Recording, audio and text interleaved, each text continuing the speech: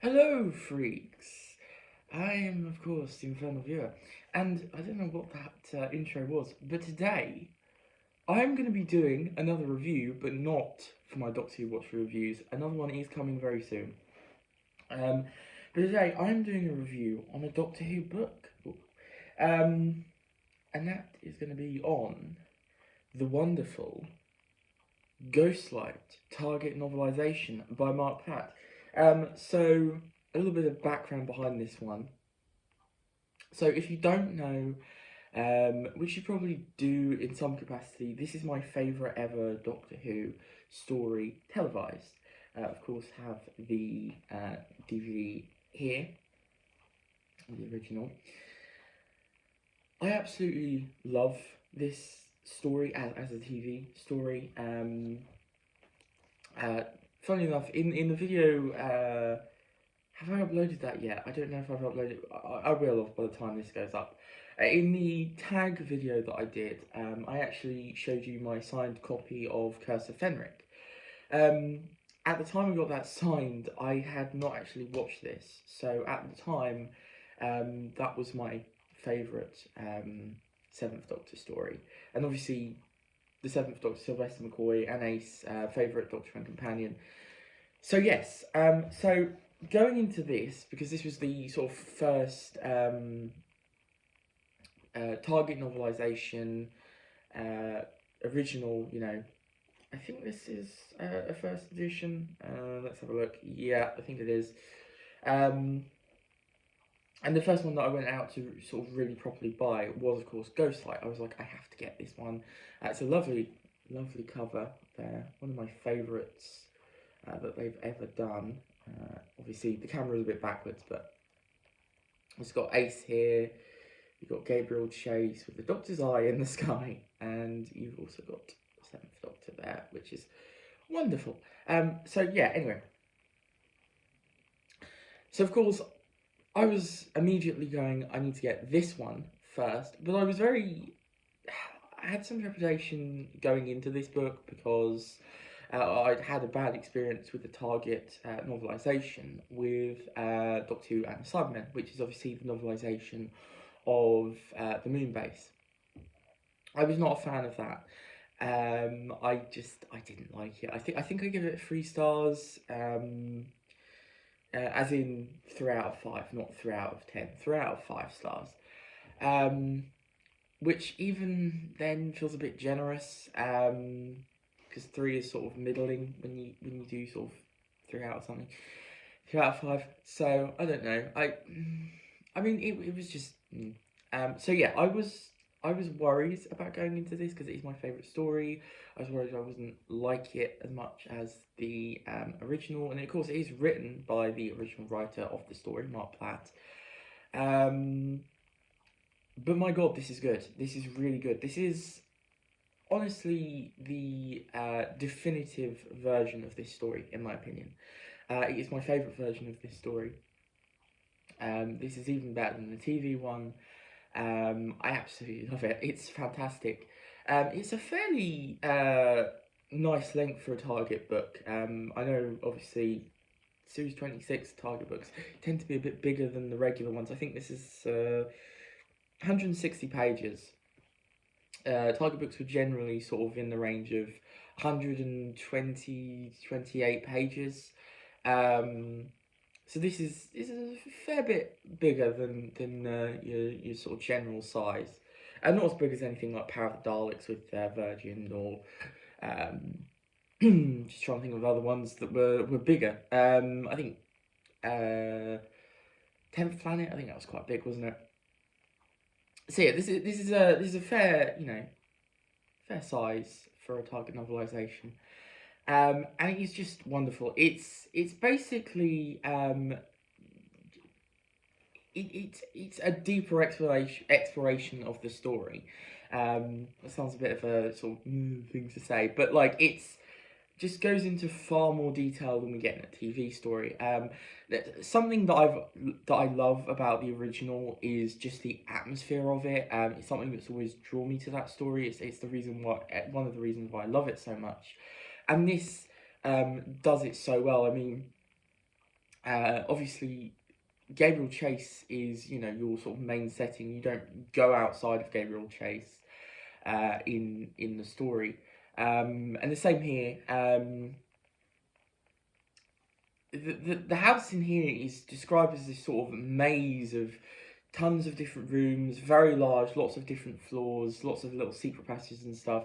And it's just fantastic, you know, because obviously the story tries to do that, but it can only show so much with its, you know, limited budget, and you know, obviously it's a set-bound story, so there's only so much space they can use. And it already did feel like a labyrinth. You know, you've got those sliding doors, and that's obviously described in here as well.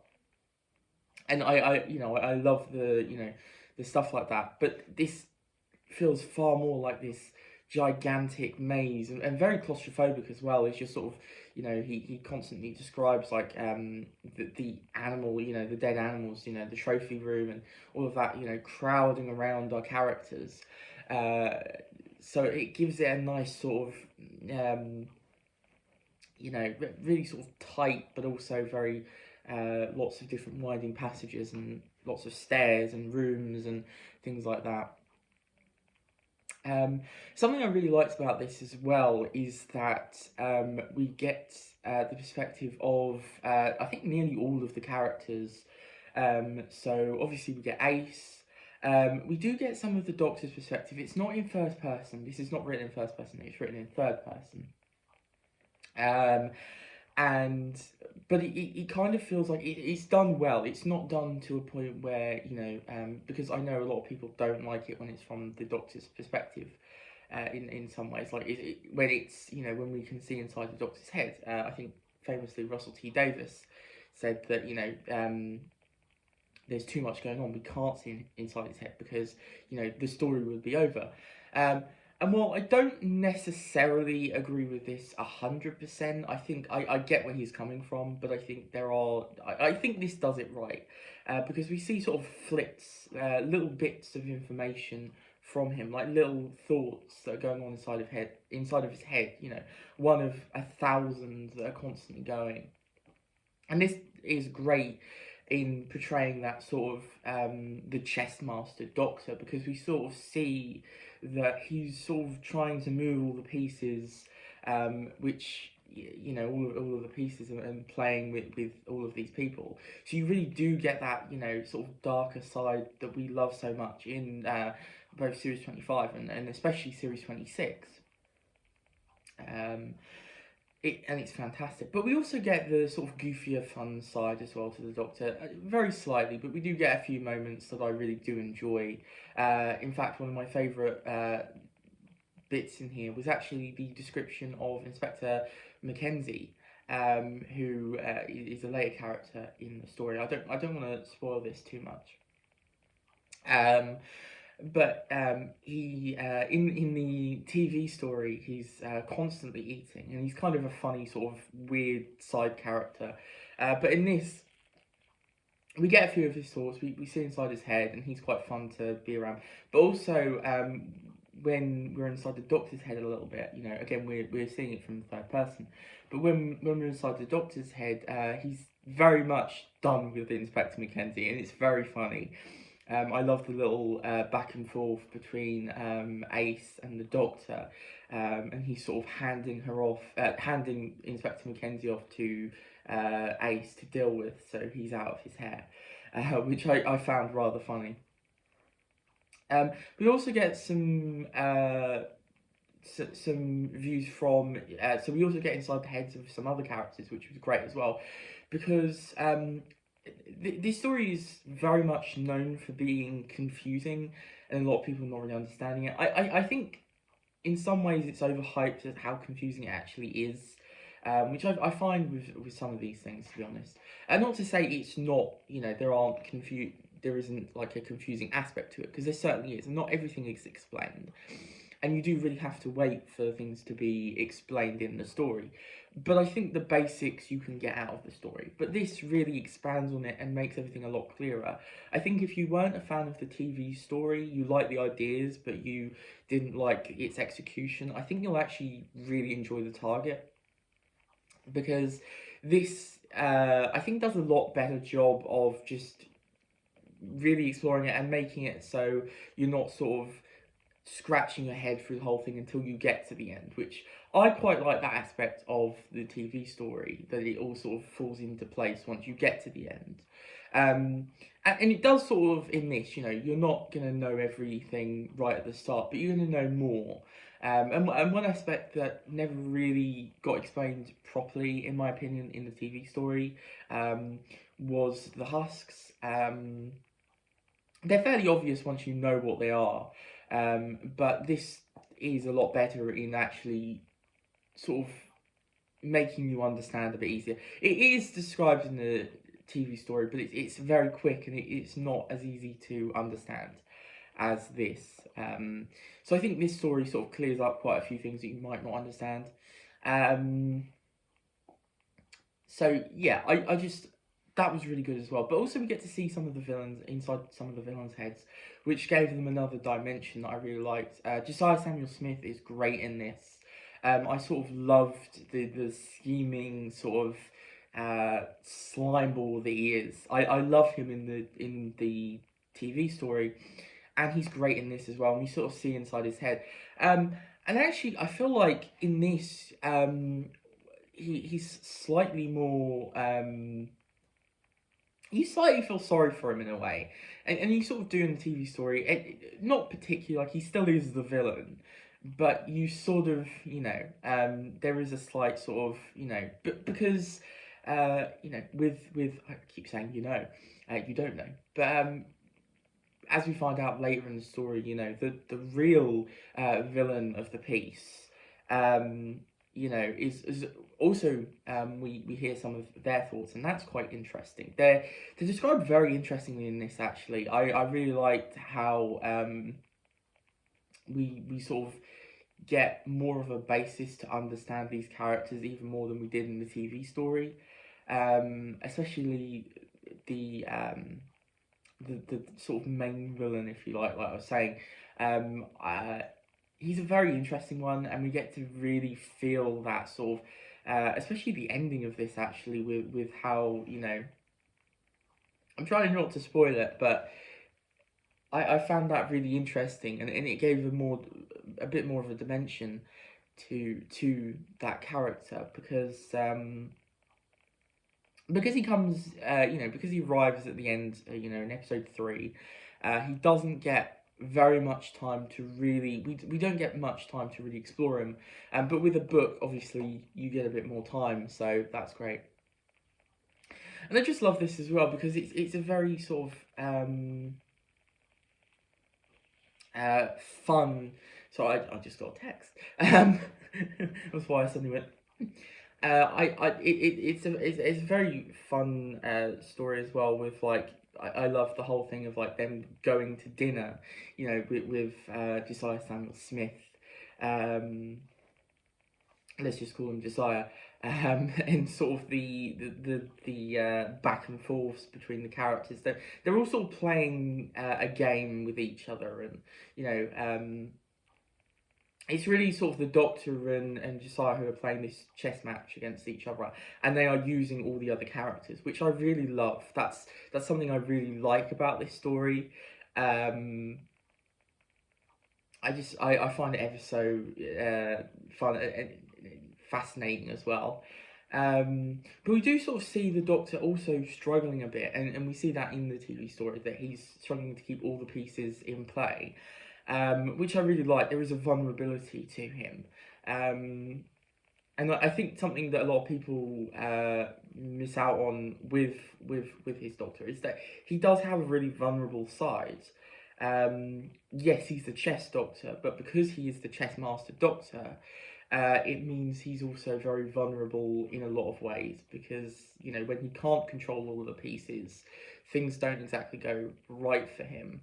And that's something I really like. And we see a slight glimpse of that where he thinks he might be losing the game. But we also see where he thinks he's in control, which I really like. Him sort of getting all the pieces together, we sort of see in his head as he's trying to do, the next morning after the first night at Gabriel Chase, he's sort of very happy with himself. He's like, you know, kind of smug of being like, yes, I've got all of these pieces, you know, I'm prepared for tonight's games. But also, I mean, you know, this is quite an important story for Ace's character as well, which is something I really love about this one. It's another reason why I love this TV story. We really, you know, Series 26 is a very important series in terms of, you know, like, character stuff. Especially for Ace, and I feel like Series 26 is sort of the template for New Who in a way, you know, because it's very much centered on the companion, Ace.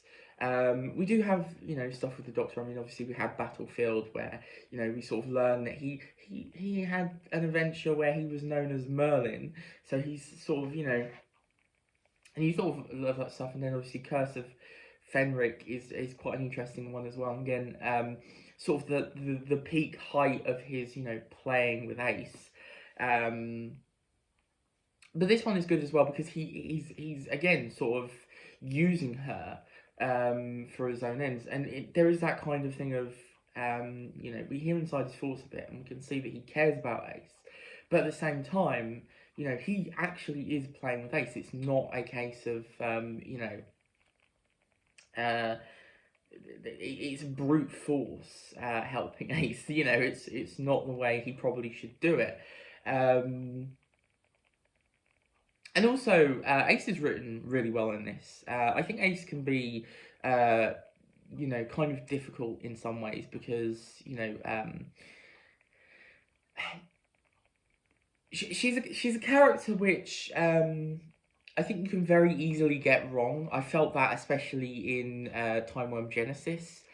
But she's done really well here. She's actually not, you know, we don't actually get her character's perspective as much as I expected. We more so get other characters. I really like Miss Pritchard as well. We didn't get a very much of her character in the TV story. We didn't really learn too much of her as the Miss Pritchard character. But in this, we really, you know, peel back the thing and see that she really enjoys her job, which I really enjoyed reading. She really enjoys it. She takes this sort of nasty pleasure in doing what she has to do.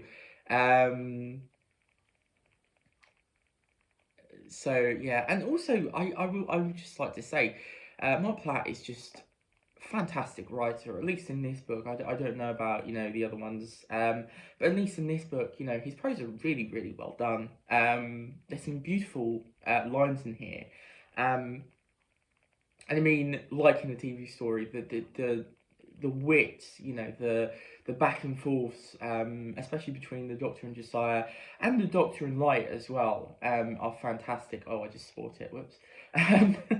Oh well. And that character.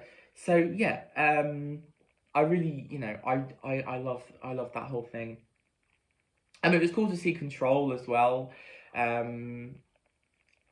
Who's another character, slight spoilers, but I'm sort of not worried about giving names, to be honest. Now, I just think that doesn't really matter if I give the names, it's whether I give too much information. But yeah, it was fun to see Control as well, because I've always liked her character, but she doesn't have much time to shine again. There's so many pieces in the TV story, and I do sort of agree, it would have been nice to see it be a bit longer, maybe 4 parts rather than 3. And I think this sort of does what most people would have liked it to have done, which is, you know, just expand it a bit more and give it a bit more, you know, give it a bit more time to breathe. Okay, is there anything I can say bad about it? I guess a nitpick would say, as in the TV story, the ending is slightly rushed. It's not bad. It's still a really good ending. Like, I like how he deals with the, you know, the threat, as it were. But once that's done, everything just sort of really quickly wraps up. You know, there's not much time to sort of let it, you know, settle down. It really just goes, right, come on, we've got to finish the book. Just like in the TV story. So I guess I didn't pick that. Is there anything else? I forgot to say as well. I really liked Reverend Ernest Matthews in this as well. Was done really well in this one. And particularly one of my favourite scenes in the TV story, which I'm not going to say because that would spoil it, and you've got to see it for yourself if you have not. Um, uh, let's just say the de-evolution. I mean that's a bit spoilery, but still, it doesn't give away everything. You can probably guess if you've not seen it. I don't know, maybe. But yeah, I really liked that scene was done really well in this one actually. I really liked how it was described. Oh my god, what else? Sort of struggling now to sort of think of anything that I can really critique with this one. I suppose because it is my favourite story, so it's very hard for me to say anything bad against it. This is actually an interesting one as well. I want to sort of end off on this. Really feels like the prototype for the Virgin New Adventures. Now it's not quite as like dark. I mean, there isn't nudity or profanity or sex or whatever, but it the way it's written and the style, it felt like a Virgin New Adventures book. And I mean, really, Virgin New Adventures really was sort of taking the ideas that had been started in Series 26, and less so in Series 25, and sort of continuing them. It did feel like a continuation of the series, like of where we'd left off. Obviously, it's a series that, I mean, the books were sort of like, taking the ideas further than they could have in the TV series. But yeah, just a fantastic novelisation. I loved this. I thought it was a brilliant book. I gave this 5 out of 5 on Goodreads. Absolutely brilliant. I really enjoyed this. I love the atmosphere. The characters were written really well. I love the dialogue was written really well. Yeah, it was just really good. It was a lot of fun. I read this really quickly. I mean, I could have read this in a day probably, but it took a bit longer because other things were going on. But yeah, I read this in about, I think, 3 days, just because I had other things on my mind at the time. But yeah, it was wonderful, and I really recommend it to, especially to anyone who was sort of disappointed in the TV story, if they loved the ideas but weren't too impressed with the execution. I think this will do it for you. I honestly think this is something you should pick up. And I mean, I think it's. I think most people will really enjoy this. I mean, obviously, for me, it's even better because it is my favourite story, and I now have a favourite here. This is my favourite Doctor Who book so far. I haven't read a ton, but yeah, I'm really glad I picked this one up to read because I was sort of putting it off, because I was just worried that I wasn't going to enjoy it as much, and I was going to be let down by it. But yeah, fantastic. Love both of these. Watch and read. They're fantastic. So yeah, that is the review for the book. This is obviously kind of weird because I haven't reached this point in my Doctor Who Watch reviews. I mean, this is a long way off. This is the end of Classic Who. It's going to be much later down the line. I'm very excited to talk about this one when I get to it because I have a lot to say, obviously, in terms of, and I will be spoiling it then. In terms of that story and why I love it so much. And I'm very excited just to get to Sylvester McCoy era because he is my favourite Doctor. and I've got lots to say, I think, on those stories. So yeah, but yeah, I really enjoyed the book. Really recommend it. All right then, that is obviously the review. Subscribe, like, if you enjoyed this if you enjoyed this review. I'm also doing, like I said before, I'm doing my Doctor Who watch reviews where I'm watching Doctor Who right from the beginning and then reviewing each story. They've all sort of been about 20 minutes, I think, 20, 24. So yeah, and I will be doing more Doctor Who book reviews as well. So the last Time Worm book I've yet to read. I started it. You may have seen on Twitter that I was like, "Oh, I've started it. I'm really enjoying it," and then I just put it down. So yeah, things were going on at that time. It was a bit complicated, so I, just struggled a little bit. So yeah, I do really need to pick that one up again. I also have another video in the pipeline very soon. I feel like that'll be out by the time this one goes up, to be honest, but we'll see. Yeah, it's all very confusing. I've not got the hang of that sort of stuff yet. Yeah, so like, subscribe. In the comments, tell me how you feel about either the TV story or the novelisation. Do you like it? Do you hate it? Do you just think it's meh? All your or have you never experienced it, and are you going to pick it up? Either of them. I'd highly recommend it because I love them. They're not for everybody. It's not everybody's cup of tea. But I honestly loved it. So yeah. And I also have a podcast that I do with my mum. She is in all of my Doctor Who watch reviews so far. So yeah, that's the Blather On podcast, and there will be a link for it in the description, as well as a link for my Twitter.